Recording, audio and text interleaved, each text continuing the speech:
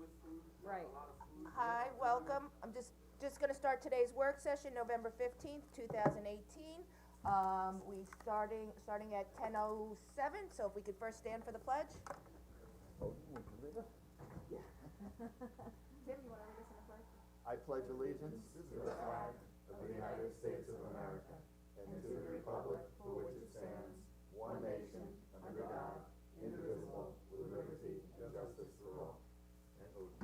And just to start off the meeting, we'd like to introduce Officer Morris, and we have Odin, our new canine dog. I think so many people in the community were involved and feel so vested in it, so we figured we'd have him come up and introduce the new pup for the town. Oh, I thought you were gonna say introduce himself.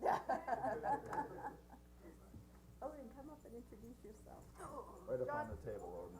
John, do you wanna tell us a little bit maybe about the training that you do? So this is Odin, he's about an 18-month-old German Shepherd, he came from, Holland. He's probably been in this country now for, just 2 months. He was brought over from Holland to a vendor in Pennsylvania, and then he came out here early September.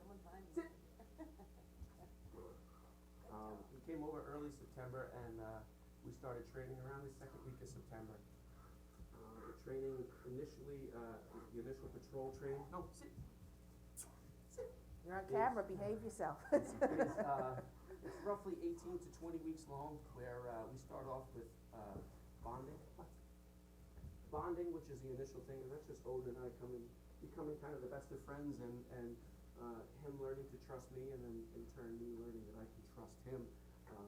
And then we get into obedience, which is kind of the foundation of many of the things we do. You're not very overly obedient. Do you have very many commands yet? He does, yeah, he has a full, Can you show us? gamut of, obedience Show us commands what with, is she doing? the commands that we use are in German. So he can sit, which it's a sits, similar to our sit. Puss. It's exciting here. This is, the first time that he's really been in a building in this kind of, setting, so to speak. So he's behaving very well then. Yes. And his commands are German. Come. So once we get into our obedience, then we'll start doing kind of what is, in Suffolk County, what we use our dogs for, the most, and that's tracking, that's finding people that, either committed a crime or, and fled on foot, or it could be a missing child or a missing, elderly or dementia patient. We'll take them out and initially start the tracking. It's a lot of food-based tracking, where we'll walk a path, we put down sources of food along the path, so the dog understands that I get rewarded as long as I keep my nose down where this odor is. And eventually we phase out the food and get them into just tracking the human odor and the ground disturbance odor. So do you bring them to people's houses and let them like walk around in the room and get the scent of the person, or how Nope. do you? No, so unfortunately, we don't have kind of what they do on television when they give the shirt and they say, here's the bag. We don't have that luxury. Not every time somebody runs away, they leave a shirt or something like that. So what we have to do is, we have to figure out where was the last place that person was seen running. Sometimes we have a good start, sometimes we have to find where the person ran. We don't know, we have an idea, maybe there was a burglary of a house, and okay, we know that they broke into this window, so we have an idea that's where they went in and went into the building and then came out of the building, and we have to kind of find where it went. So the other cops that respond to that scene are really important, because they kind of have to, one, preserve the scene for us and keep the contamination out of it, but they also have to give us they have to help us as much as they can in order to get there. But the dog will work human odor. As we're all standing here, we're all giving off human odor. We're shedding skin cells and Okay. things like that. The deodorants and colognes and laundry detergent that we use gives off an odor. And then we couple that human odor with ground disturbance, which is just the easiest way to explain ground disturbance. If you come home in the springtime, you know your neighbor cut their grass. You can smell that fresh cut grass. Well, the dogs can smell if somebody walks across the grass and breaks those blades of grass. So we'll couple those two odors to get them to track. And then I believe next week we're supposed to start evidence detection, which is just if somebody committed a crime and left pieces of the crime behind, or if somebody lost something. In police work, we have to chase people sometimes, and maybe one of our cops maybe dropped the radio or something like that, we can use the dog to help find that as well. You can certainly tell how smart and alert he is. Yeah, and part of the reason a lot of people ask, why do we get these dogs from Europe, and a lot of it is their clean bloodlines. You know, the breeding practices over in Europe are a lot stricter than they are here, but the other thing is that his ancestry lines are all working dogs, so a number of the behaviors that I want him to do, he gives up naturally, he wants to do them, he kind of almost instinctually knows some of them. And how long before he's sort of like on active duty? So he'll train, it's about 18 to 20 weeks, so we're expecting to be on the road hopefully in February, if everything goes in the right direction.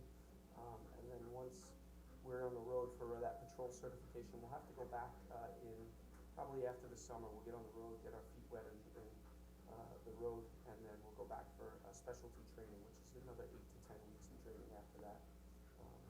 He's a gorgeous dog. This time next Yeah, year, we'll have a absolutely, fully beautiful. trained police dog. Yeah. Is he a nipper? He a little bit, you know, Yeah. he's gotten much better now that he's calmed down a little bit. He seems like kind of light, he's gonna get a little bigger, probably. Believe it or not, he's actually 67 Is pounds he right 60 now, or so he looks like 50? I don't expect him to put more weight than that on. He's full grown. Wow. He's 18 months now, so. Wow, he's heavy and he looks. He looks like he's got a little more growing to do though. Yeah, he might. So look out there, guys, you don't want Odin chasing after you. All right, well, John, thank you so much for bringing him, I'm If I sure, could just take a moment, You I go wanna right really ahead. thank the Yeah. public and the town board and the chief and the police department. I mean, the outpouring of support was amazing, and to be able to get to do this again, it's, we're working hard to hopefully, you know, put our best foot forward and do it all over again. So thank you, everybody. we really appreciate it, Thanks for so all you thank do. you. I imagine your kids are excited. They are, yes, yeah, it's a new experience, and he's not Rocky, but he's filling into the home very nicely, so. Good. I can tell you, John, in '78, when they first put the dogs on, everybody said, what do we need dogs for? But it is such an integral part of police work. I can't imagine farming without a dog. Yeah. Poor kid. I knew when I became a police officer back in 2002, I always wanted to do this. And then when I was assigned, with Rocky, I had no idea, one, what goes into the training and how much work we have to do to get the dog to be a police dog, but the things that they were doing. Rocky on the street would amaze me sometimes. He would do something, I'm like, no way. He just did that. Yeah. So, and this guy has already in training put stuff together and done things that I'm like, wow. So, I'm very happy. Rocky, I mean, not Rocky. Excellent. Odin. Odin. Odin. He's got one master there, that's it. Yeah, You only need- one you guy's need got kibble. snacks on Yeah, him right Yeah, now. you're not supposed to touch dogs in training either, I don't think, right? No, I think you can. I think that's part of it. No, I think there's no Snacks. touching there, I think. You're saying, yeah. Let's flavor All right, thank you very much, Thank we you. Thanks, appreciate John, it. good luck with him. Thank you. Thank you. Yeah, beautiful. Makes you want a dog, another dog, right? Oh, no, I got three. I got one. I would donate all three to him. I have two, In a too. heartbeat. I'm at my limit. All right, we're gonna move on to our next, discussion item, which is municipal garage update. So, Gia Wooten, come up and update us? I know there was some question about the municipal garage, and when, Gio had, agreed to, take over the municipal garage as the head of it there, we had asked that he come back and give us a report on what's been going on, so. And I just have to say, since I drive by there every day, I'm really happy to see the siding there finally Finally, yeah, getting that siding done Like some of the, on the The main highway building. department. On the main, yeah, I'm talking about the hopefully highway we'll be done department, by sorry. next week, we got the siding in today, That looks good. so we're getting there little by little. Let's see, I will start off, since getting my, computer updated, just to let you know, we have the capability now, we pay probably $840 to, detail a police car. I can do that now on my computer, probably saving about $600-700 per car. How often does that have to be done? Detailing? Yeah, The police slogan Each time and you get all a new that. car, okay. the decaling, not like waxing and We came over, the gas pumps were filthy, we got them cleaned up, we painted the safety lines around them, cleaned up and organized the municipal garage, still got a little bit more to do. While I was there, I had the guys, clean up the armory, the main part of the armory, we had, stuff was all over the place in there. So we organized it, we got 40 bags or 40 pallets of lime, that's probably been in there 5 or 6 years now. I don't know what you wanna do with it, but, That was for the fish kill, yeah. that was back in the original. day? So I don't know, you could sell that, get rid of it, but it just takes up space in there. So you were able to use the people, over at the municipal garage, their downtime to be able to organize and do some of the other, Them and some of my guys. okay. As of the day, 40 cars have been taken out of the impound yard, they're starting another 20, this week. And next week, they're probably gonna be doing another 14, depending weather, and all that, when they can get it done.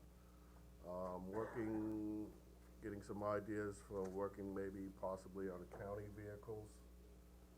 I sent John a price the other day, what I thought would be a fair price for us to work on them. And this would be part of like a shared service, so Yeah. they would bring their cars to our municipal garage, and then we would charge them back for whatever work that we did to help offset some of our costs. Correct. The other thing is, what I would recommend if we do that, we set up an account where the county can put money in, and as we do work, we draw off that money, put it in our account instead of doing work and charging them. I don't like that idea. Channel 22, I was watching the other day, Mr. Hubbard stated, vehicles, that we have, that the police have, we actually have 134 pieces of equipment. That's not what I was referring to, I'm referring to the cars that are in the yard up there. They're mostly police related. So what does that mean? That means that if I'm suggesting saving the town $20,000, and the police chief is offering to do this management for free, the majority of the vehicles up there are police-related vehicles from impounds and crime scenes and everything else. It has nothing to do with how many vehicles you have. Oh, so not In your you're not fleet. referring to the vehicles being worked No. on? No, not at You're all. talking about vehicles that are stored there? Correct, Okay. correct. But the chief has been No. in charge of that has been working on that for a long time, because when he came here, not too long ago, he said that he was working with Suffolk County to auction them off. So that, Correct. so he's been in charge for that for a while, and they're still there, okay, Now I understand, okay. so no problem. Yeah, it had I nothing thought to it do was with, the other way around. No.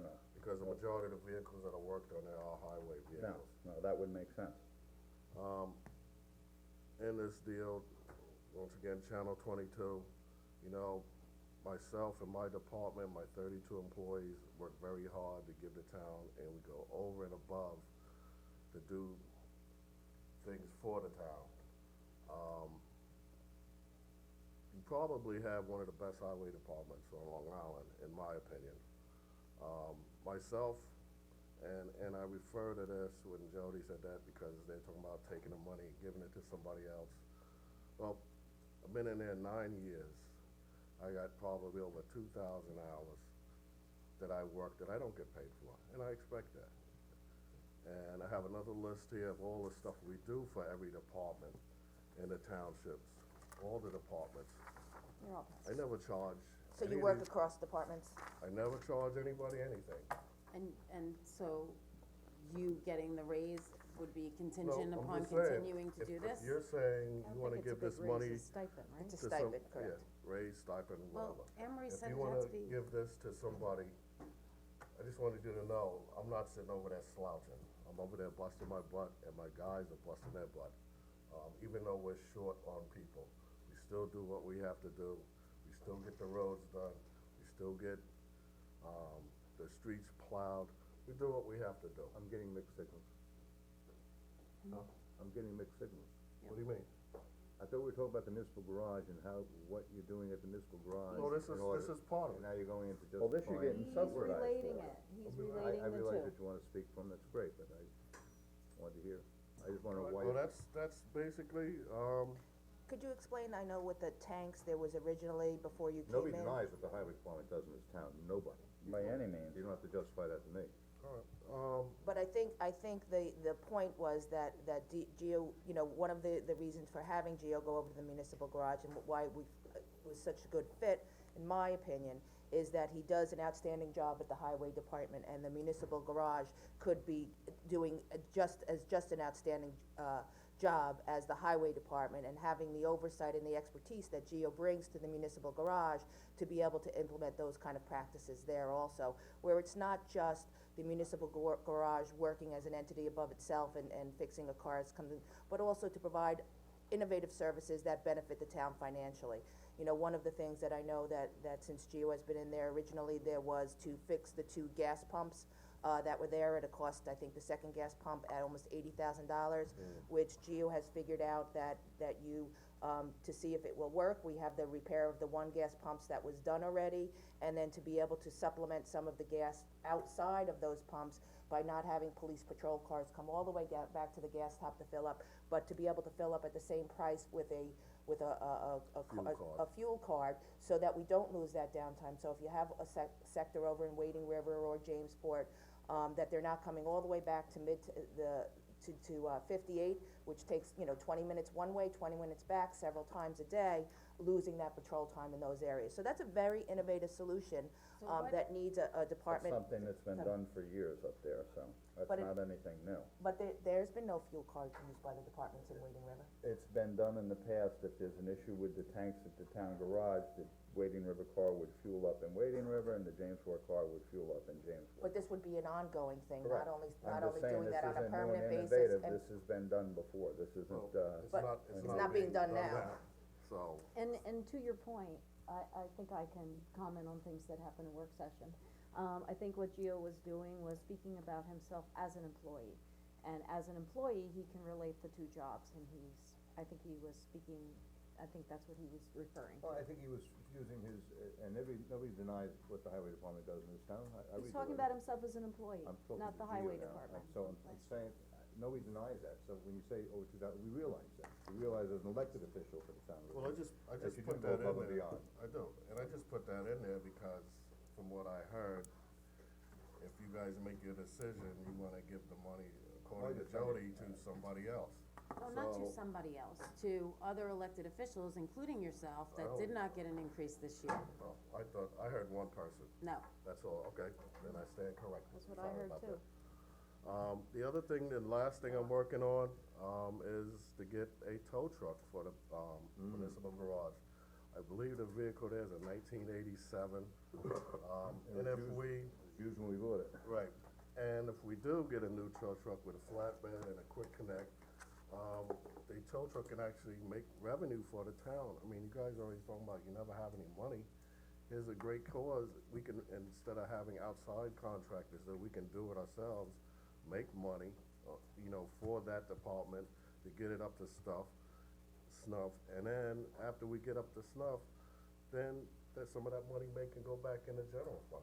and So that makes a lot of You're sense. taking some of, you budgeted very well on the highway, so you're saying taking some of that expertise that you have in being able to achieve that and bringing that to the municipal garage for the Correct. benefit of the taxpayers. Correct. Right, so as far as the tow truck, we've been talking about that for years, and as you know, we've been operating at a deficit for years. I think this year is probably the first year that we finally have a balanced budget, and with the savings from the police money in the budget for asking them to pay towards the health insurance, and the $347,000 that we took from the pro rata, from the under assessments and, or over assessments, I should say, those things, we have a balanced budget this year. So we have money, or we could budget for money. We have some money coming in next year, we think, that we hadn't expected to get, but we didn't go out and buy a tow truck because we didn't have the money. But I have put out for grant money for that, and we're seeking grant money on that, so hopefully we'll get a response on that, and we'll be able to move forward with that, because there are other resources than just the budget to be able to bring money in for We're that. actually, could be making money, and if we don't get the grant, we're still in the same boat.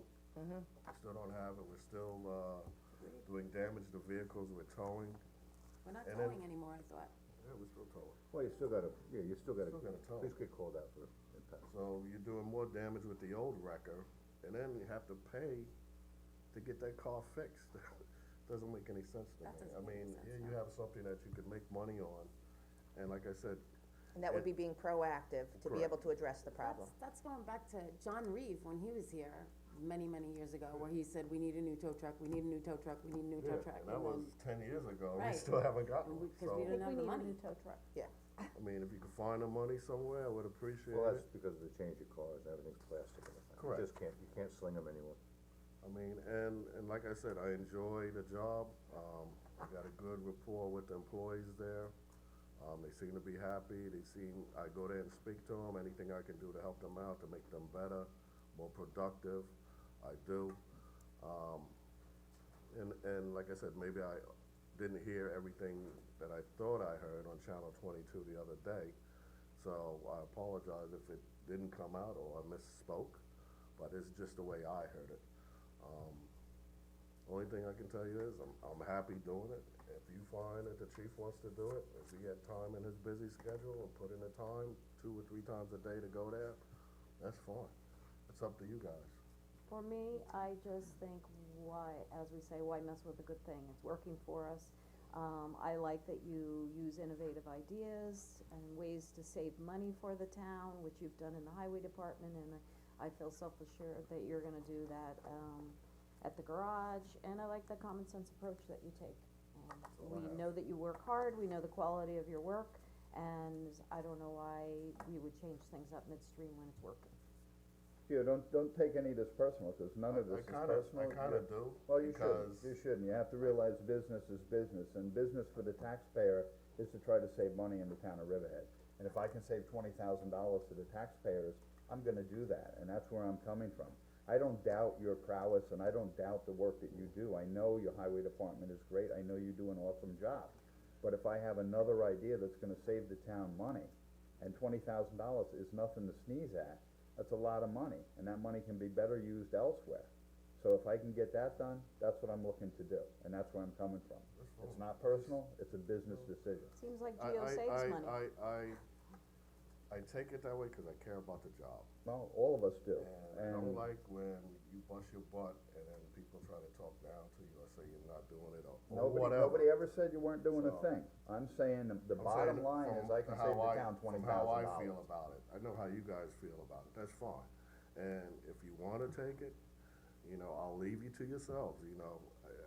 I thought this quote, of all the things I do in this town, and, I'm a big Law and Order fan, and all I try to do is do the right thing, and it goes like this: sometimes the good you do does you no good, and in certain circumstances in this town, that's exactly how I feel.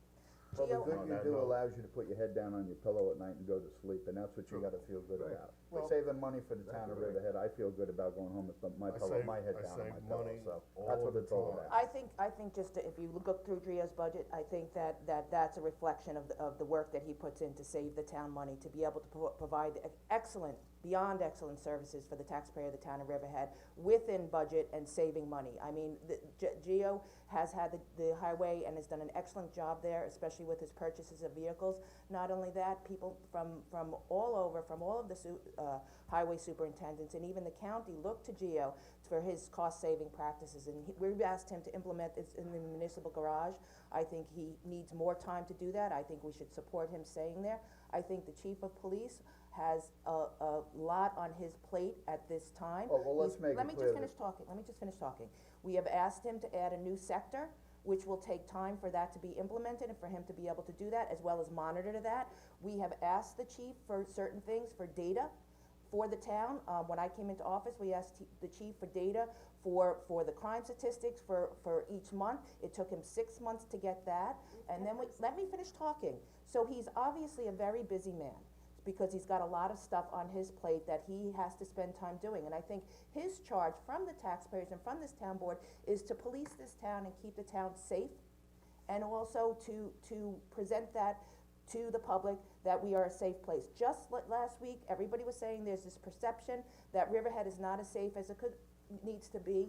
There's this perception, what it is, and it's the chief's duty to change that perception. So he has a lot on his plate to fulfill, and I think then, now giving him the municipal garage, when we're trying to have those images change and have him put his efforts and time into that, I think once that's accomplished, then we can look at it. But prior to those things being done, I think to spread him too thin is a disservice to the taxpayers of the town of Riverhead. I don't think it's saving us $20,000, I think it's costing us on the back end of not having him have the time and the ability to perform the job that he's hired to do, and where his expertise is. Absolutely incorrect, you're making it sound like the chief is gonna be the one actually going down there and doing this, and let's be realistic about it, that's not gonna happen, a subordinate is gonna do it. It's not gonna deter from the chief's duties whatsoever. So a police And there officer's is- gonna oversee the mechanics? I didn't say a police officer, I said there's a captain in that police department that has time to do this. And that would be the ideal situation for the captain to run the town garage. I think if there's a captain in the police department that doesn't have their days filled, when we already know that we don't have current stats on what's going on in the town of Riverhead, we do not have any plan to address a lot of issues that are going on in the town of Riverhead. We just had arrests for how many gang members in the town of Riverhead, and if we don't have an implementation and a policy for that, we also got a letter. The policy Let me was fin- let me executed fin- let me- yesterday. let What me- are you talking about? But if you think that's the end-all and be-all to the solutions of the problems that are going on in the town of Riverhead, that is the focus of our police department, and the people in our police department are paid and trained to attend to that job, and that's what they should be doing, not overseeing at the salaries that they're getting, to oversee the mechanics in our town garage. And elected officials have no business overseeing anybody. First of all, I couldn't agree more about Chief Edgar Miller. I mean, safety is a real concern in our town. It comes up constantly. Why would we want to take people from the police department when we're working on that area and the chief has a lot on his plate? Second of all, you know, you're making these statements about saving money. To my knowledge, Geo comes in below budget every time. I remember sitting out in the audience before I was on the board.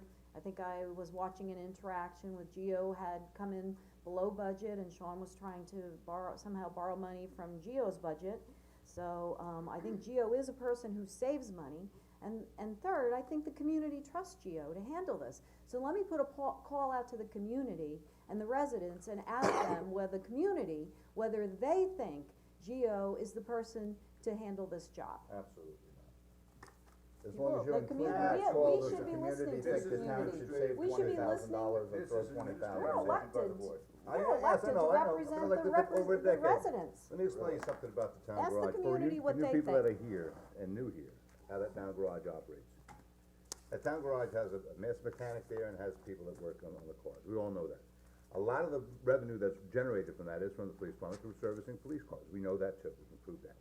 The second thing is, that garage has policies and procedures in place and has been. And I've said this a year ago, and I'll say it again today, for those who do not know how that place operates.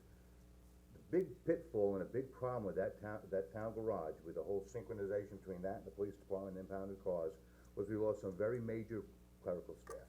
We lost Jenna, and we lost Vicky Baracus in the police department, and Pam Cartwright, and Roberta Morrissey.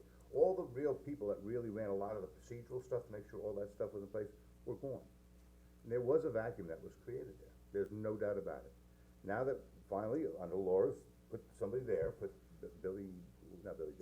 Jamie Ritter there, that helps. We've got new clerical staff over at the police department, so now that's can synchronize. So a lot of that paperwork, when it deals with the impound, that really was the big rut with all those cars in the back, was part of it. And believe me, we can sit and go back and forth But about I'm gonna say- who can do it, who but- can't but do I'm it, who gonna I say- support, who I Finish don't now. support. Yeah. I'm not gonna sit here and advocate one way or the other for either, and I'm not gonna knock one person to build up another person, I'm not gonna do that. I'm gonna look at it very realistically, can that garage, what is needed actually for oversight, first off, in that garage? Where are the pitfalls that need to be oversight? It's not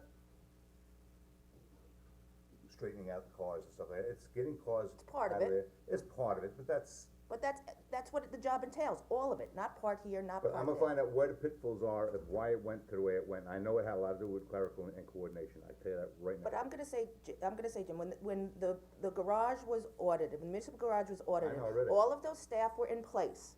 That staff left after the garage was audited and to be found that, Not Jen, yes, Jenna. yes.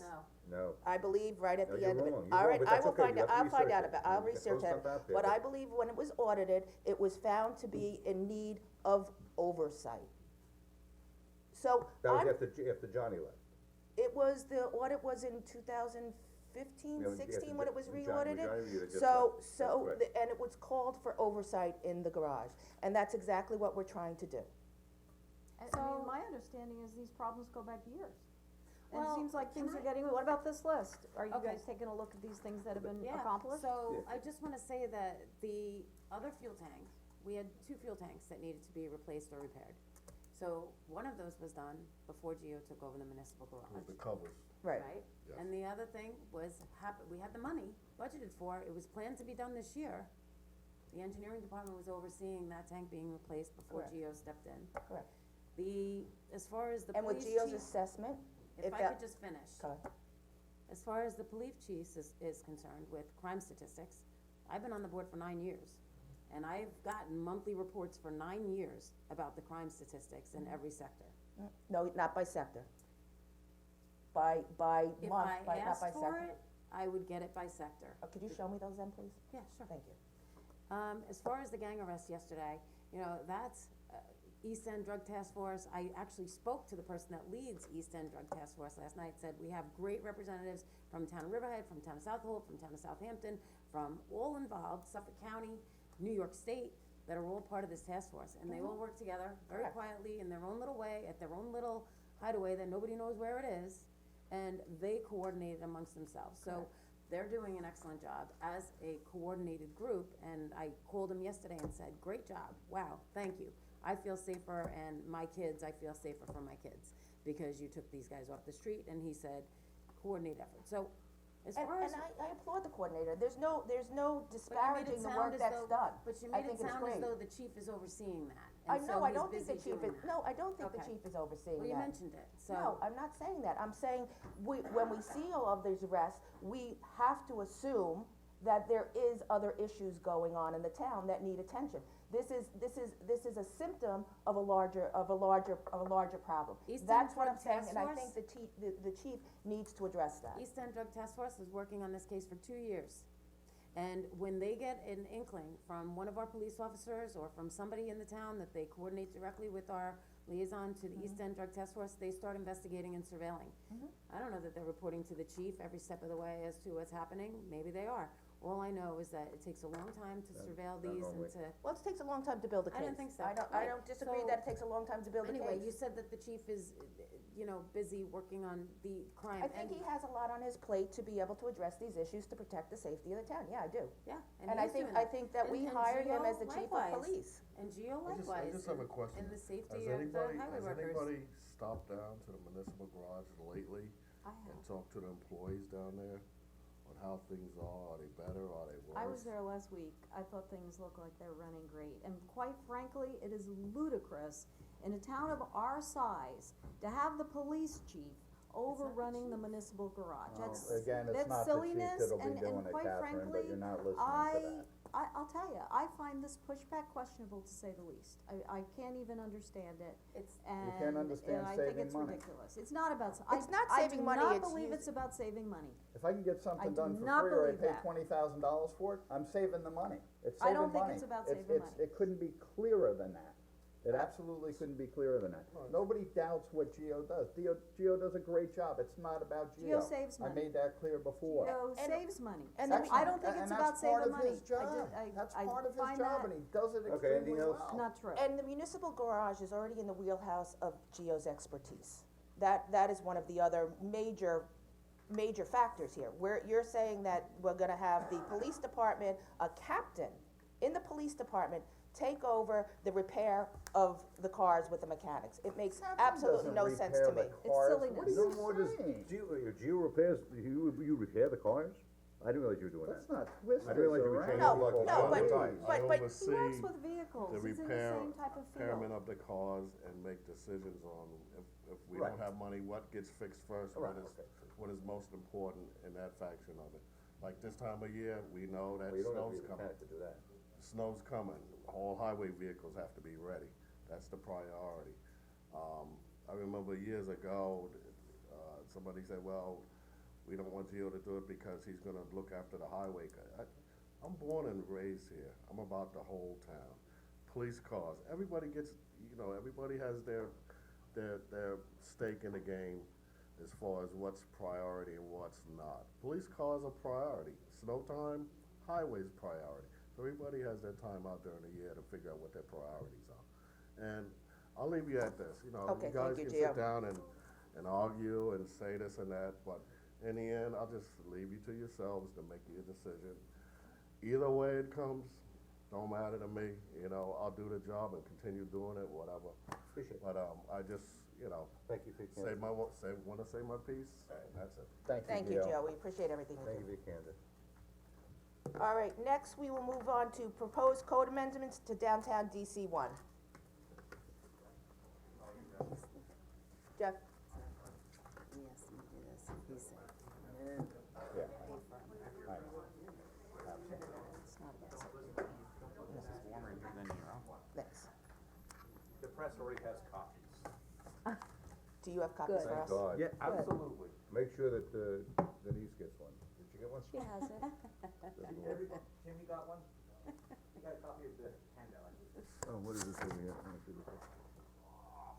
Services and highway, I don't know. Put it on his list. I'm sorry, Larry, what's the matter? I did, he gave that out a month ago. Larry was complaining about the glitter off the back of my head. What? No. Larry, Terrible, just terrible. Can't believe it. Okay, so this is just a continuation of the, proposed code amendments for downtown DC one. This is exactly what I handed out at the last meeting. I apologize, I did not do the table of dimensional regulations. Tim, you got one? Yeah. Yeah. Everybody, you got yours, everybody's got theirs, great. I'll hand out some other things. So once again, I had said before that I'd like to try and do this very similar to what we did with 255s, to keep on plugging away. When we get one thing that we feel that we're all in agreement on, to then move on to the next item. Okay, so, when I approached this, I followed the KISS method. Everybody knows what the KISS method, Keep it simple, stupid. Yeah, so, now the town attorney's office pointed that out to me yesterday, they had me do some stupid quiz and I flunked it, so I guess this is appropriate to me. So, rather than going through the point-by-point table with you that I handed out to you, I did an example on a lot in the downtown. I'm not gonna say which one it was, it's one that's become publicly known, but I'm not. Will they able to figure it out? Maybe, maybe not. Anyway, I'm gonna go through the proposed amendments using one property as an example, so you know real Right. world what it would do to that one property. Right now, we have 5 stories, 60 feet tall, permitted as of right, 100% lot coverage, no TDRs required, and no parking required. Under the proposed amendments, what I tried to convey is a tiered performance approach. As you go taller, there are more and more conditions applied to each of the stories as you go taller. For 2-story building, this would be permitted as of right, and this is on a 15,000 square foot lot. They could build, right now, and this is, when I proposed the 80% lot coverage versus 100%, I meant that to be a public space, so it could be pervious or impervious. And I'm gonna give you an example of that a little bit later on, cause that's a really good handout that I wanna share with you. But for the sake of this, it would be 80% of, the lot. So for a I'm 2-story just gonna building. interrupt, could you define what a public space refers to? Alright. I was gonna do that later on in my Then you presentation. can wait, then go ahead, wait, Okay. I don't, Okay. And it's actually called a POP, okay. privately owned public space. And that came from New York City. So, under the 80%, 15,000 square foot lot, you would be able to build a 27,000 square foot building. Lot line to lot line, and that's with the 80% for building. So you, instead of getting a 30,000 square foot, 15,000, you would be building a 27,000 square foot building. And that would be 24 feet tall. You can go to 3 stories, and that would be 36 feet.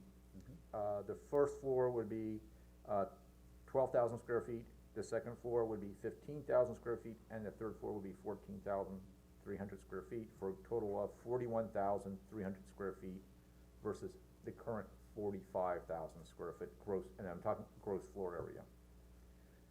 This 3 stories would also require TDRs, and when you multiply the third floor, which is 14,300 square feet, divided by 3,000 square feet per development right, they would be required to purchase 4.76 TDRs. That's about How many $60,000 square feet? each, What right? was your division? 14,300 square feet, that would be the third floor. Right. Divided by the 3,000 square feet, which is one TDR equals 3,000 square feet. That's what I Right. wanted, okay. Yeah, So so if you- that, and you they're about- multiply that by $60,000, and it comes up to about $286,000.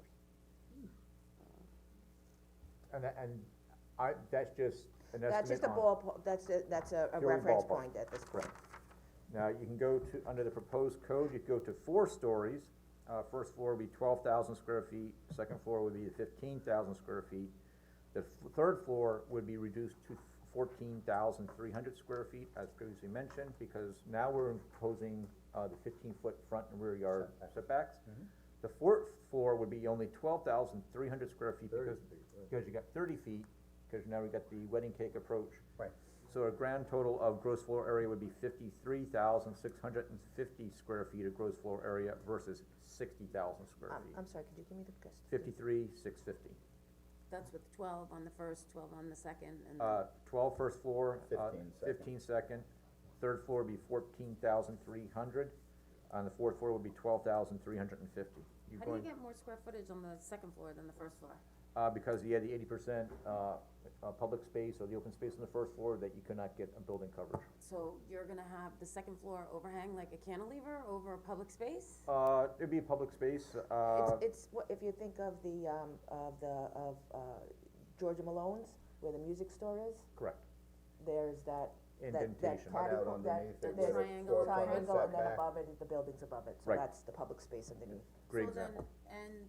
but the impervious surface I still have a problem with, and we Yep. discussed it this morning. Yep, and I'm when gonna I get was to that in a the second.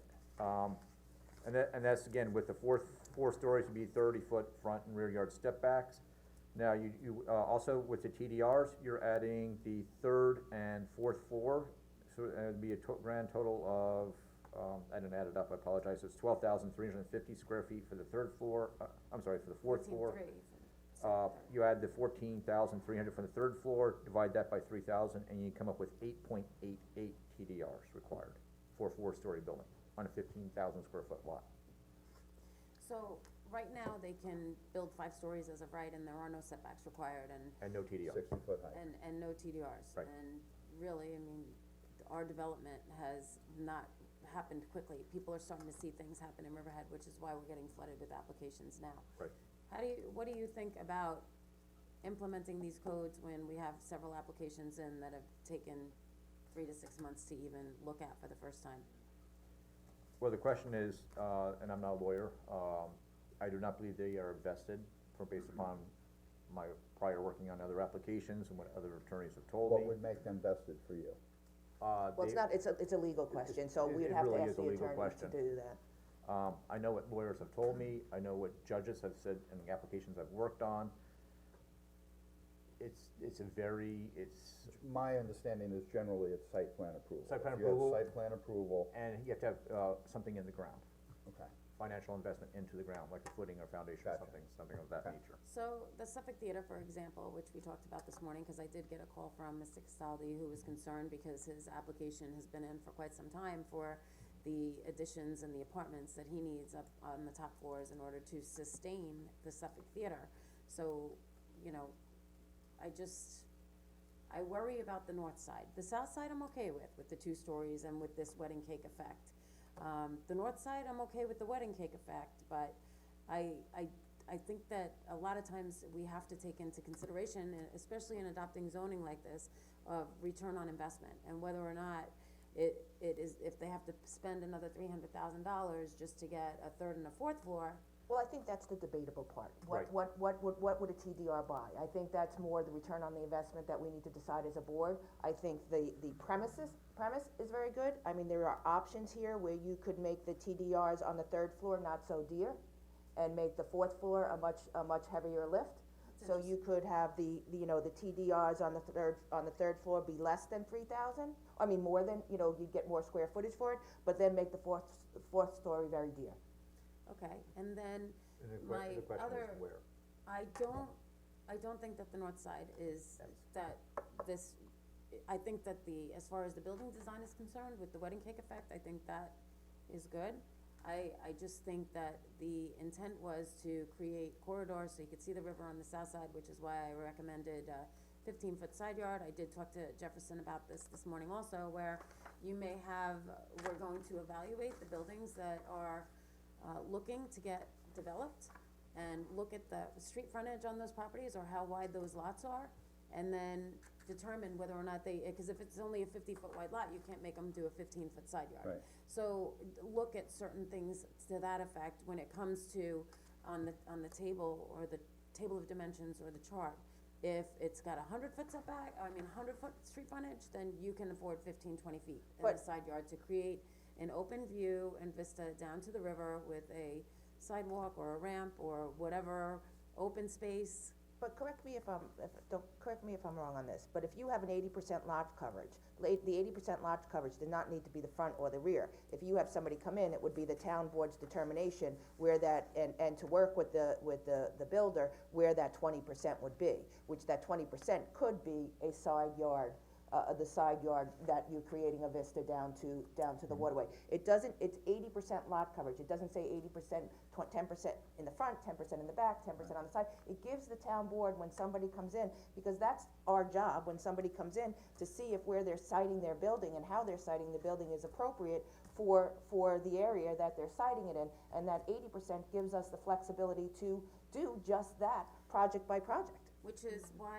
I had, on the larger lots, I think that we could create corridors going down to the river, because that's the whole objective of this, is that the new members on the board want, and we agreed, cause we've been talking about it, and just hadn't had the money to do the study, or hadn't had the planning department to allocate the time to take on this whole zone change, and secret study and everything else. They are doing it, that's what No, Jeff's doing. I know they are, and they've been working on it, and I get it, but what I'm saying is that the whole idea was to get the side view openings so that you could get down to the river.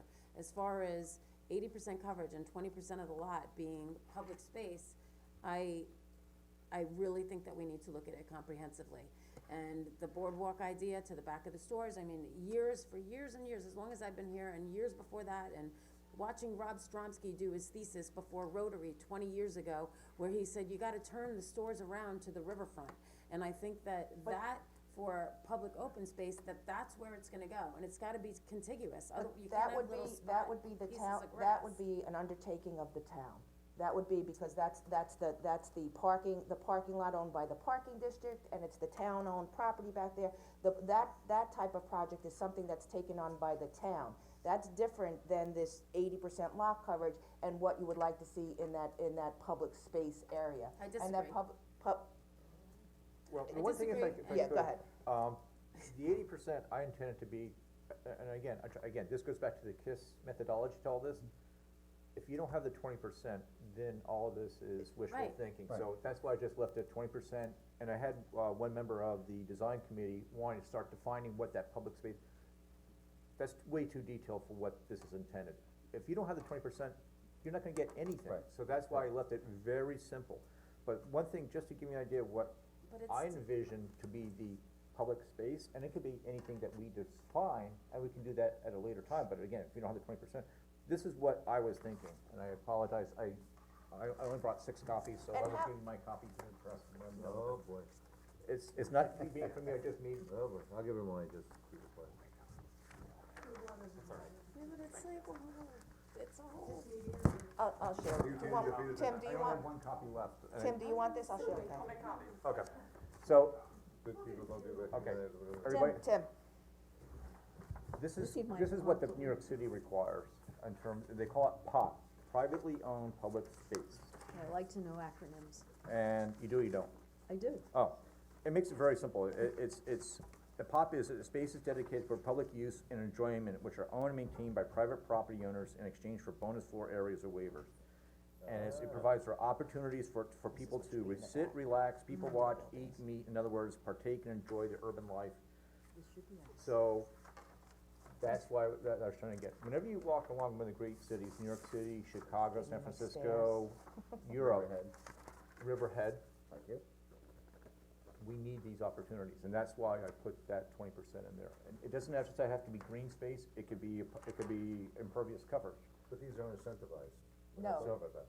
No, And that's these one thing aren't, that we, these aren't incentivized, it's part of the requirement of Exchange for bonus floor area or waivers. and that's in New York City, so Right. we could change that in our code, so if you want the third floor, you have to do it. If it's only two-story, maybe you don't have to do it, so there's something else for the board to consider. Especially when we fit a smaller lot, and that's the other part I'm gonna get to, about the side yard, but I wanna talk about that in a second. If you have a small lot, maybe you don't have this requirement, cause one thing, when you take a look at the tax maps and the lot sizes of the downtown, they're all over the place. There are lot sizes as 9-foot lot width, 25-foot lot width. Which is why I 21 said foot. that it makes sense to do the A tiered dimensional approach. chart. Yeah, so that's something that I need to take a look at now. And if the board likes this idea of having a pop in the downtown, maybe you only do it for a lot size over a certain size.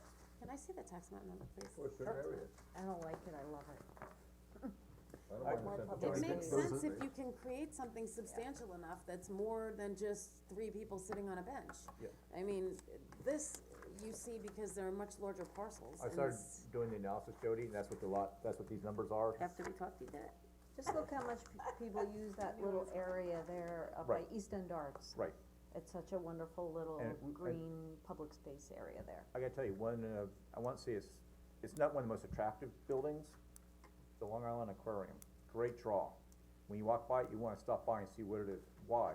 You have a sculpture of the whale, you also have seals. It makes you wanna go there and say, hey, there's an activity going on there, I wanna go see what it is. And it's not just a benefit to the public to be able to do that, it's a benefit to the owner of the aquarium, because it wanted to draw people into the aquarium, so it's like an attraction into Oh, I get it. invitation. I absolutely believe that I'm full support of privately owned public spaces, absolutely, but I wanna know, they incentivize this through density and everything else, so. Right. If I was gonna do this, I would probably limit it to the south side of Main Street first off, Right. and I would probably incentivize would be maybe no TDRs. all pop spaces don't necessarily have to be located on their property, is that correct also? I'm sorry? All pop spaces do not have to be located on their You property can also? do it, if you have a consolidated spot that you wanna have, say, an arena or a ice rink or Courtyard something, or something, yeah. you Could can they- take their portion of it and have it go towards that central Could location. they possibly use town property for that? Yes. Yeah. Absolutely. And I just wanna say that, yes, we wanna highlight the river, but I don't think it's just about the river, that's not the sense I'm getting either from the downtown group. It's about the whole look, feel, the whole vibe of the downtown area, and for me, I mean, you're still getting 3 and 4 stories, you're still getting, some pretty good height here. And I love the idea of using the TDRs and preserving farmland. I like the idea that we can sort of vary, so we don't have these long blocks. I think it would be odd to have, this certain look on the, south side and then have, 5-story buildings on the north side. I think we have plenty of area in the downtown that we could put 5-story buildings and where it And fits nicely and it's more appropriate. And the 5 stories come with a lot of needed parking. So, spreading out for the 5 stories a little outside of the DC one has that ability where real estate is not as expensive to be able to require the parking on site. Whereas downtown, it's very constrained, and it does also make the marketability of it difficult with providing the parking in these areas downtown. And it makes it difficult to revitalize it for that aspect. I think you're Because gonna the return kill on progress investment isn't. downtown with this, is what I think. I think you're gonna kill I think progress that's kind of downtown. an old-fashioned way of thinking. I I think think that- we need to think in a progressive way I think and 10 look to years the from now, future. with the size of those parcels, I think 10 years from now, we're gonna look back and say, what's actually been built? I think that the analysis has to be done on the return on investment and what size buildings people can get, what the cost of those properties are. Because you're saying, okay, $300,000 is not a lot of money for TDRs, but when the property's selling for $3 million, where it maybe only be worth $1.8 million. Well, therein lies the problem. Yes, Therein lies So the that's problem, why I because think- we need to be clear on what it is and what it is, so people can figure out their return on investment with what they're putting in there. So I think that's why this is so important, to know what the value, because otherwise, nobody's gonna speculate on something that they don't know what it is. So that's why I think we need to be very clear and concise in what we're doing, and to do it quickly, because I think people are interested in investing here, and I think people want a clear definition of what they can do, and what it is that the town board, people don't wanna come in and have to fight for every inch of what they're gonna do. We want the developers to be able to come in, get their buildings approved, move forward, and be able to put a shovel in the ground. And the way it's working right now, let's just look at a couple of the properties that are going in. It becomes a really difficult challenge, because it doesn't seem to be what the community and the board is looking to do there, and it becomes difficult for somebody to come in and invest. I think that the focus should be, as Jim has said for years and years and years, and we never had staff and we never had the support to look at the railroad tracks coming down to Main Street and changing the zoning on those properties to make 5 stories so that Railroad track. What do you mean? Coming down, railroad by track. the tracks, the railroad tracks, so Railroad Avenue, Mm-hmm. and then coming south to Main Street, like looking at those areas for 5-story zoning, because Yeah, I people agree with wanna that. invest, if I could finish, people wanna invest in Riverhead, cause they see what's happening, and they like what's happening on Main Street. It's in every paper, in every Long Island Builders News, it's all over the place, that Working hard Riverhead to is get it coming a over. long way. We are working hard Okay, to get it all I over. just finished. So, I think that the 5 stories, allowing for those opportunities in the blighted areas where the crime is happening and where everything else is happening, should be the focus.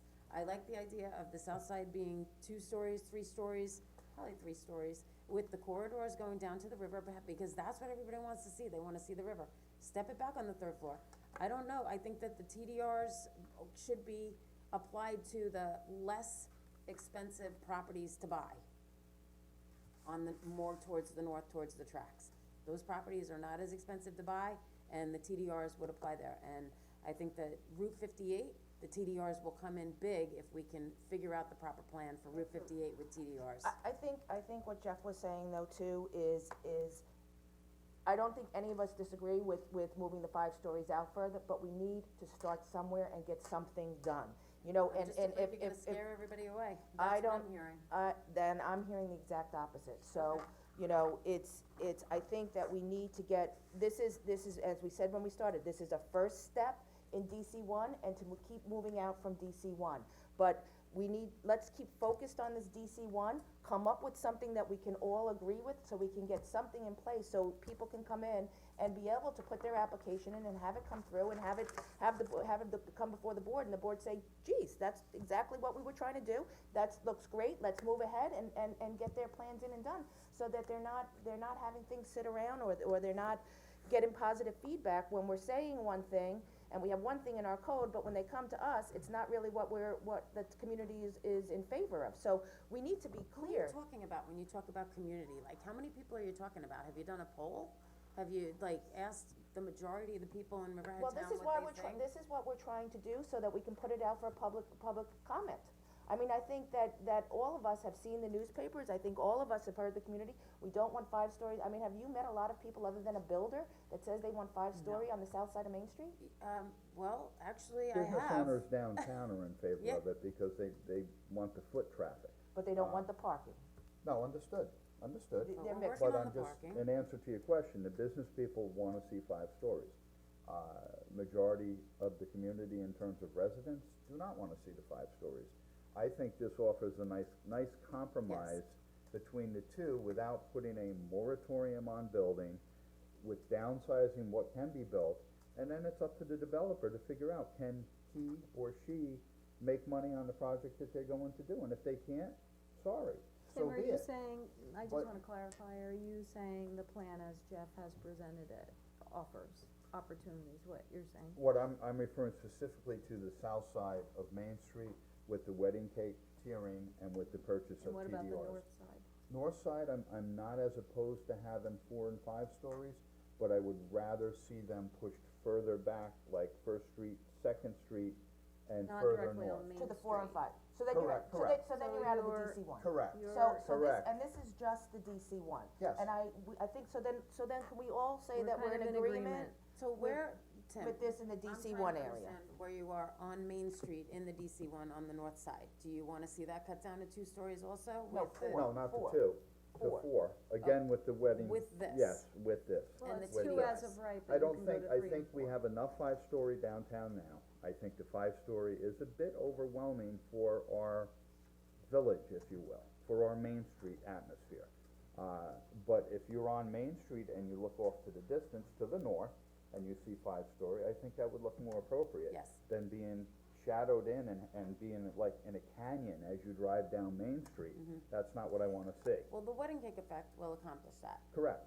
So, and then it's, I mean, it's really, when you go into the city, and when you're driving, when you're taking the train into the city, and you see new buildings that are being built on the sides of the roads, they have, you know, I took pictures.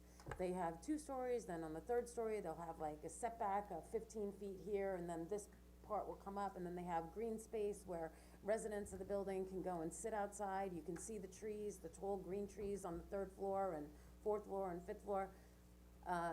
I don't know that I wanna see every piece of property on Main Street having 1st floor, 2nd floor, and then everyone looking like a wedding cake. I think that there needs to be like planning or But then that's up to the design town board, that's up guidelines. to the town board when somebody comes in with a design. If you have one design here and the other one is not complementing the design next to it, that's our job then to say, you know what, the way you're citing the building is not appropriate for the building next to it, that's not what we're looking to have there. We would like to have this so that it fits in together to make the downtown look cohesive.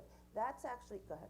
Yeah, no, Jody, you're raising the point of my next part of my presentation about design, which we have not talked about yet, and it's in my memo, and that's a critical part to all of this. But I just wanna stop for Sure. one second. So are we in agreement, just as we did with the 255s, just so we can get one thing firm to move on to the next? We're in agreement for DC1 for 2-story as of right, a 3rd story with a 15% setback, a 4th story with a 30% setback. 30 foot.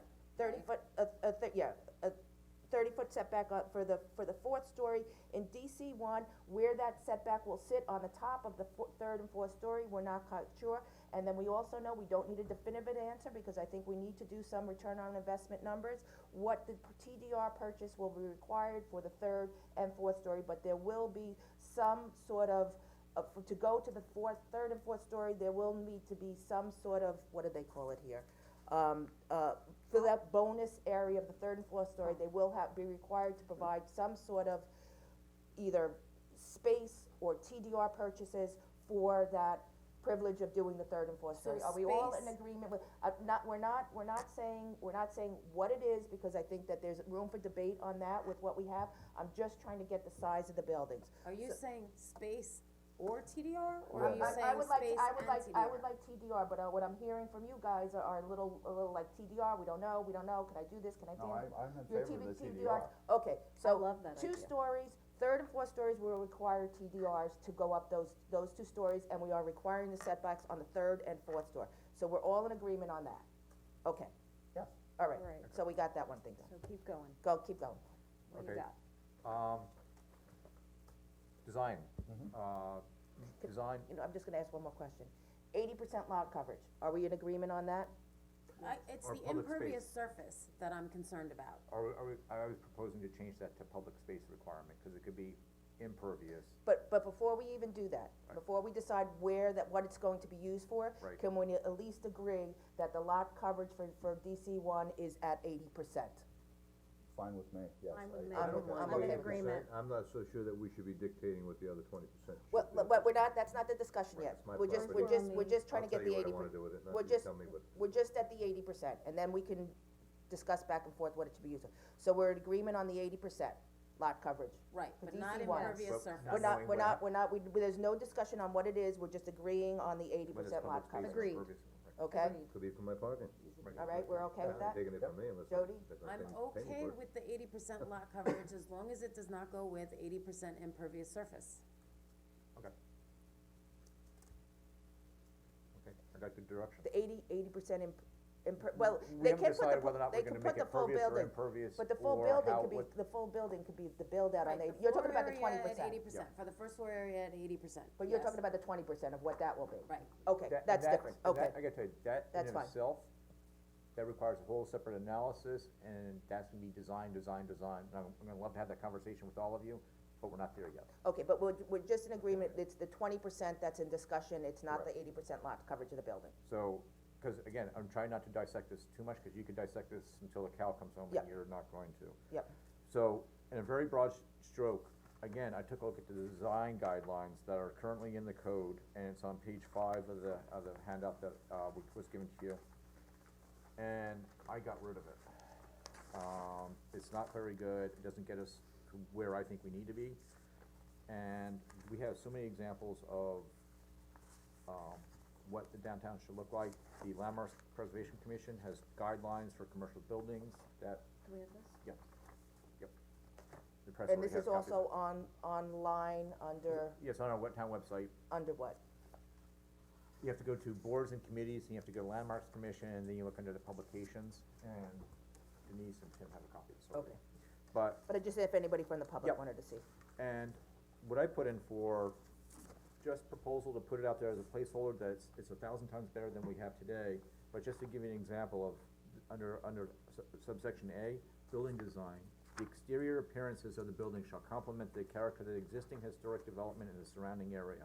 The objective of building design standards is to provide overall high quality and complementary design of the existing historic buildings. Special emphasis is placed upon methods that tend to reduce large-scale visual impact of buildings and to encourage imaginative design for individual buildings which serve to complement the downtown historic district. I think that sets the plate, so to speak, in terms of what we're looking for. We're not looking for something that's gonna look out of character, that's a stucco with steel trim and chrome plating and all the rest of that. I've seen so many examples of historic districts where they do emulate, they do have a translation to the existing historic buildings. We don't want a copycat, we don't want it looking like Disney World where you try to create a Victorian village. At the same time, we have a lot of historic elements in our downtown that we can choose to embrace and continue that design element forward.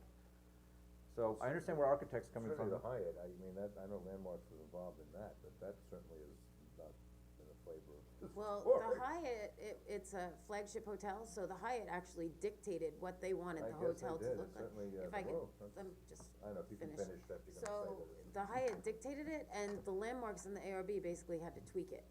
And this, from the sign and everything else down to the building, it was a battle.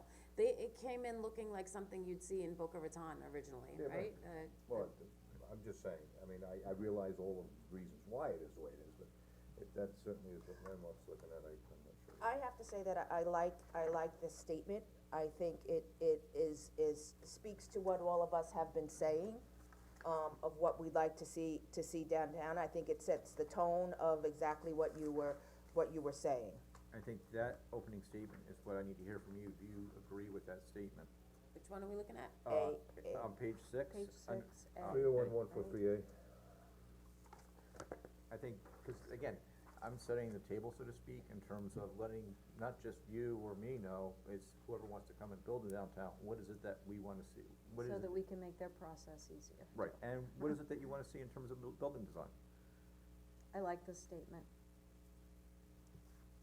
I think we do have some beautiful old buildings. It's general enough, it's And- not It's general. restrictive, it's not restrictive. But I think the not restricting at all. But And by the it's better same than what tone, we you have could, today. but the same tone, you could change this to, you would like all, current Contemporary, contemporary architecture to complement the historic buildings that are there. So there's a lot of ways that you could go with this. But that's why I say, I think that the general census from the board is this what you'd like to see? I like what Jeff's saying, and I like this statement, Well, so, there's but if. there's been this statement put out in the past, and there's been this talk that the buildings should be starkly different from the buildings that were already existing, and I think this statement does leave, it's a little It's open. open-ended, but So, it does say that they should tie in, and I like that, I think they should tie in. They can tie in either by looking the same Right. or looking very different, it doesn't restrict us as Well, they don't the have to look starkly different, I don't think. Architectural Review Board now suggests, this is a much better statement for us Then to the- follow through than currently with the emphasis being on if you're building new, it should look new right alongside the old, and just and that seems to be the flavor that's given Yes. on a regular basis, and I think that certainly Yeah, needs to you're be right, looked Tim, at. they've been directing that new buildings should all have a modern look, and this is more open-ended on Right. that, and I like that, I I do agree too. with you. Well, I have some very strong statements in here, and I encourage you all to read this, because, for example, under subsection A, I have various building materials shall be used to serve, to complement and be compatible with the existing downtown historic district. Here's the key words: modern or contemporary designs are discouraged. But that is not a true statement when you talk to the Architectural Review Board or to the landmarks. And this is, again, Says discouraged.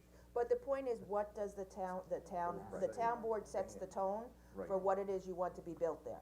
So we still give what the preference is to the architectural, I mean, we could say, the architectural review board doesn't say to us, we want all modern, so town board agreed to all the modern when somebody comes in and you have to approve the building, right? So we need to give direction to the architectural review board that this is the tone we wanna set for our downtown. So when we're reviewing it, this is basically the mission statement that we would like you to go by when you're reviewing the buildings coming in. I think that between Bart's Drugstore and Haiku, where they were proposing that ultra-modern building with the glass when it was gonna be the art studio, I thought that was a very cool look in between those two buildings. But it's That- saying here this to would tie them preclude in, that. if you thought it would tie it in, I mean, it's saying Didn't tie it here in. that it, It's totally separate. that somehow they need to tie in. I don't know that I agree with that. I would like to discuss it with the Landmarks Preservation Commission first, and maybe Jeff, you can attend that meeting, the next one that we have. We usually have them at 4 o'clock in the afternoon, so even if you just popped in for a half hour, but. Yep. And maybe Catherine, you can join me at that meeting also, seeing as your I would. representative to the ARB. That would And be then great. after you guys meet, once you guys have had your discussions, maybe you guys can come back and present to the board. Yeah, I think But, it's yeah. gonna be December 12th is our next meeting, because if I'm not mistaken, but I'll get you the exact date. Okay, that'd be helpful. Going on with this, this goes in, Jody, with what you were talking about earlier, and I think it's not in our code today, I'm adding it. It's a section on pedestrian circulation. Where are you? This is on page 7, item C.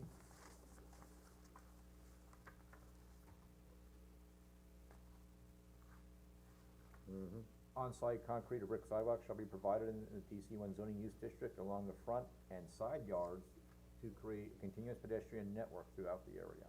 I like it. What does that mean? How do you get to the It's like front of the building? cross-access with parking lots, it's cross-access. No, but you're asking each building to have a side? That's what this is saying. This is a design guideline, it's not a requirement, it's saying this is one thing that you are suggesting or recommending to future developers. But if you have a lot that's 12 feet wide. 12 feet, Right.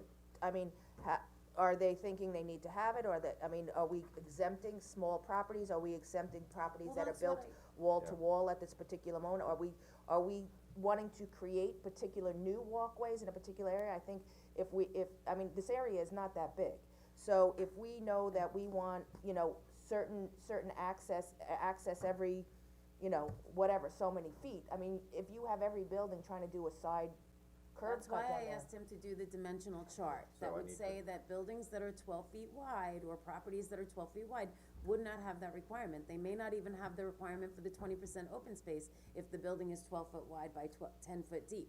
Well, that's what I'm Yeah, saying here, so, are yeah. we saying buildings greater than a certain, So since He Jody needs came to work on that dimensional chart. Since Jody and I spoke this morning, I started on it, I didn't get it done in time for Okay, today's meeting, so- I apologize, only all right, hour. so, Yeah, you couldn't do it in 5 minutes? yeah, So I so- will continue working on that and get back to you before, we meet again. okay, But I think that if you look at it, Jeff, on the smaller lots, if you look at there's an accumulation, then that would be the new frontage, so it wouldn't be, and Jeff, just as you're doing it, just take a look too, because, when you're planning a downtown area, and obviously this is your area of expertise, Uh-huh. that how many, like, for continuity and walkability, how much space in between is recommended Right. to traverse? I know that there's a certain number of a speed, it's like 30 seconds, 60 seconds, Right. 50 yards, 40 yards, so whatever there's been a lot of studies done on this, so if you could help incorporate some of the current data It into also it. gets down into a comfort and security issue, and then also, if you have a side yard, and this is one of the security issues, right now, a lot of our side yards, there's no side yard or windows along those, so that could be part of a storefront. I gotta tell you, when you go to Europe, to a lot of alleys, you go down the alley, There are stores down Right. there that are phenomenal, you get Yeah. these small little Boston. shops. Right, well, that will happen with. In with- Barcelona, there's that section. We get the Riverhead Central Square on the Yep. south side, you'll see stores all lined up alongside there. Exactly, Exactly. Yep. So, Win a lotto, so I can play that. and that's all I have for you today. Okay. so what are, like, the projects that are in right now in the hopper, what are they doing about stormwater runoff? Containment, We haven't gotten, we're still through our review, that's obviously, on the south side especially, it's a huge issue, especially, not just stormwater runoff, it's the sea level rise coming off the Conic River. yeah, well, the building heights are, you know, the first floor is expected to be much higher above an elevation of, Yeah, because of the definition of a building height with the state building code. but I think it's important that we allow enough space on the property also for them to contain their own stormwater and, you know, whether it be in cisterns or whether it be in, Well- They're required to do to maintain their own runoff right now, that's part of our code. but Georgia Green is not. Yeah, no, it's maintaining its own No, stormwater. they're going into the town drainage. No, that shouldn't, that's not part of our, no, I'll That follow was up. in the final plan. could you check on that? That I project. believe you're correct. That was waived? Wow. believe, I don't know that we waived it as a board, I think somehow it was allowed, Don't you find that disturbing? very much so. So what I'm saying is that these new buildings that are getting built, there has to be room on the site for stormwater containment.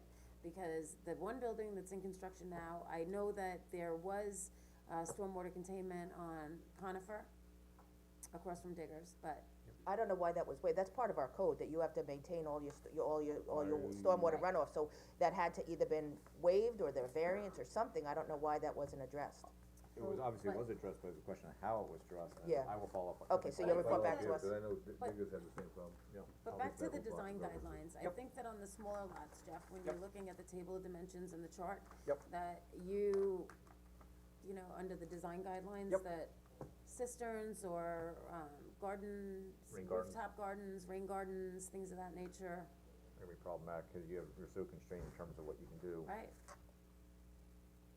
But as far as the roof and maybe the mechanicals, cause the mechanicals can go underneath within the flood zone space, you got the so they mechanicals don't up. have to put them on the roof, maybe they could do rooftop garden or rain garden, Yeah, we definitely have an issue with the smaller lots in the downtown. yes. And like I said, I started doing my analysis and it's just like, in the short time I did it, it's just like, you have a lot width in one property, it's 9 feet wide. Yeah, but if it's. So they can't do it, they can't do a You have to be 6 very yard, clear. 6 Put a yards 4-foot aside. sidewalk in and, mean, 5 It's a feet long, wide. thin building. I mean, how wide called is the skate ramp. streets? Yeah. You're not allowed to have restaurants on the top floor. No, Well, maybe that's something also that we consider if you're gonna have the rain gardens up I there.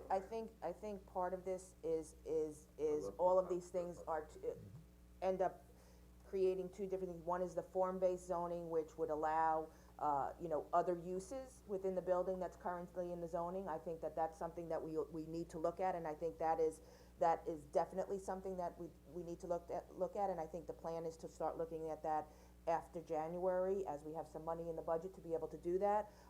But this right now is the actual outside of the building of what you can build dimensionally, as opposed to what's going inside of that building. So I think that's the difference between the two of what we're discussing, so that we can continue to move forward. yeah, I did not even start on tackling the use issues, I think what I proposed, and again, I try to keep it as simple as possible, you can see the huge discussion that we've had on it, and it's, cause it's a very important issue, and as we go forward with this, you can hear more and more from the property owners, the representatives, the developers, who are going to obviously may have a different point of view on all of this.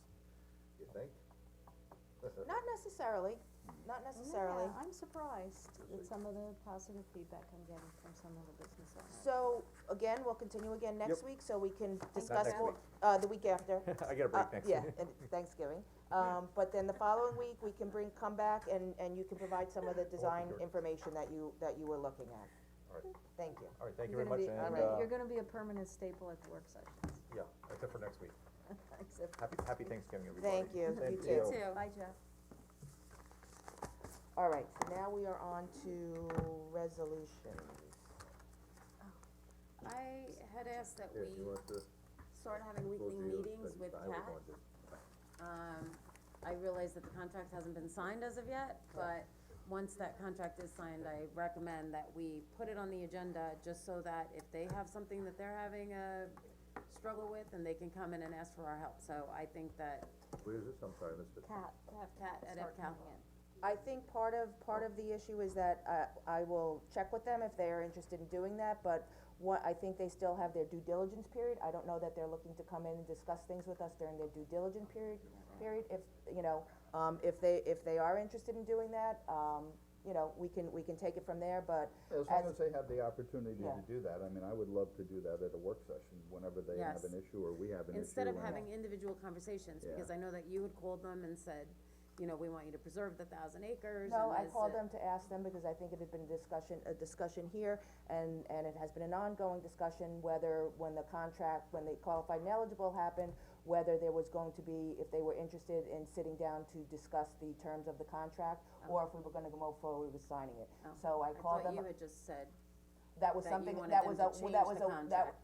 no. Okay. That was something I would have liked to have done, is to have them come back to discuss the preservation of the land, but the first question to them was, were they interested in coming back before the contract was signed to discuss the terms of the contract, since they weren't part of the negotiations when the contract happened, it was not something we could do while we were in the qualified and eligible.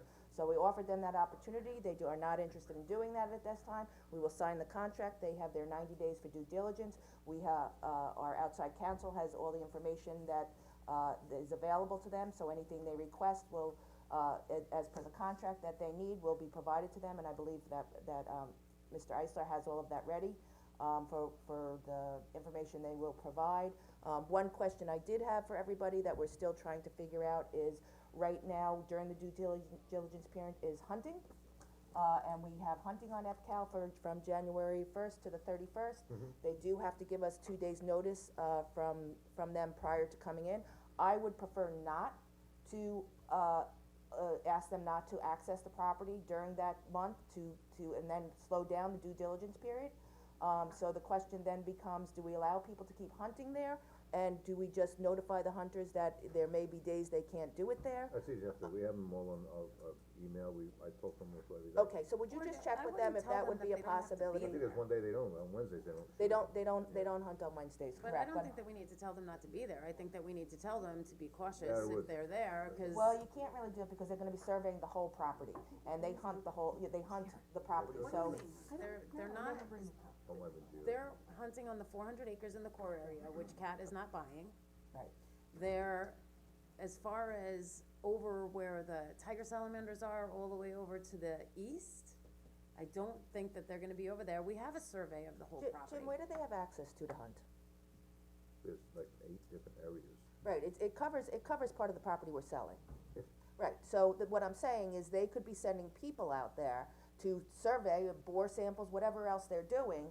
Well, we just gotta let them know that, you know, the active season for the hunting, and if there is a day that they wanna come out and wanna do all that scoping, we'll just have to.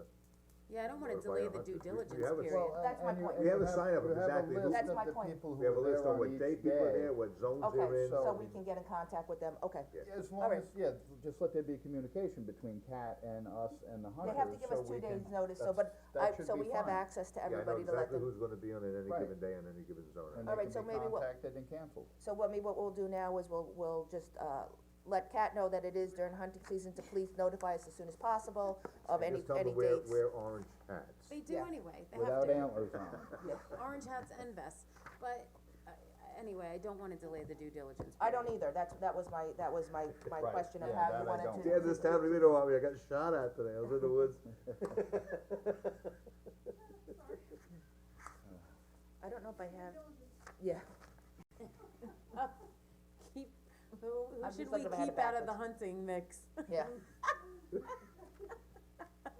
We better check that hunting list and make sure they're not gonna be All right, aiming that's gonna for be them. Mr. Wooten, it will be the one who identifying whether someone. Well, as soon as I know they're coming, I'll notify every hunter that's in that, Yeah. on that thing. Yeah. Yep, And just a receipt that we know they got it. yep, some use buckshot.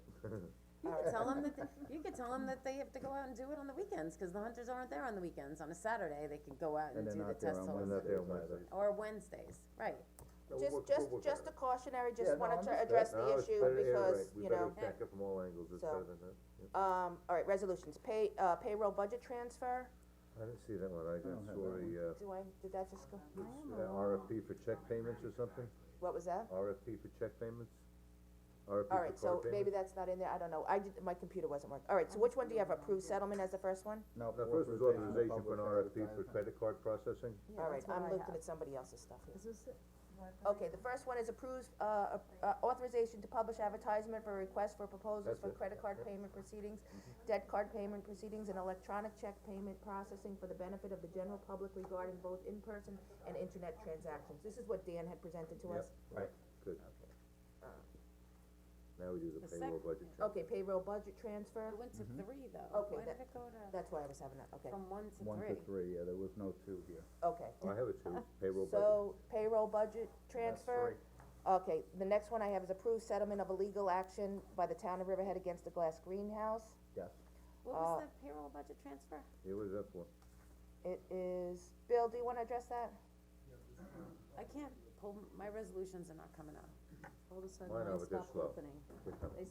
Yeah, It'll they're slow. be there. Split screen. Right. There you I go. like the split Not screen, me. so I can type in my Just- comments I at the know, same not time. me. That transfer, if you remember, the beginning of the year, we had people budget in certain areas, and we moved people to the garage. Oh, and to so Jamie, forth. we moved, We're just okay. moving the money to take it out of the, department that they're working in. I am a So fan Jamie of that Ritter was one. Well, we originally budgeted transferred her to over. clerk, and we transferred over to He's the municipal garage, we're moving the money to cover. Okay. I do too. Just checking, make sure that I am a was. fan trying to get of that that. bow I'm a tie? fan of that She bow just wanted to tie. get the tie. I really do like that, it's such a nice look. My son likes them too. And babe, we'll find one to fit around my fat neck. Stop saying that stuff. East Creek, Marina Utility Panel Repairs Budget Adjustment. Next is publish and post notice to amend chapter 301. This is going really slow. What is that? I gotta go ahead. 301 is, I gotta go with that too. that is the change in the, I don't know what the B12 was. I can't open this one. Mine aren't opening either. What are you talking They're about? just slow. They open, but they're slow. You're This going is to the resolution penalty. printout? What was that? This is, Yeah, the, she's on the same screen you want. the change is the penalties for offenses, so it's that 250 to 1,000. What do you want? I thought we were on East Creek. I know, but Jody just went back to one of the other ones. Money speak. Okay, so now I'm on economic development, professional services, legal budget transfer, Yeah. okay? Reappoints temporary clerk to the tax receiver's office. Authorize extension of time to remit real property taxes for senior citizens receiving. We missed the senior engineering aid. Yeah. 9/9. Okay, Ex-resignation? Accepts resignation? what number is it?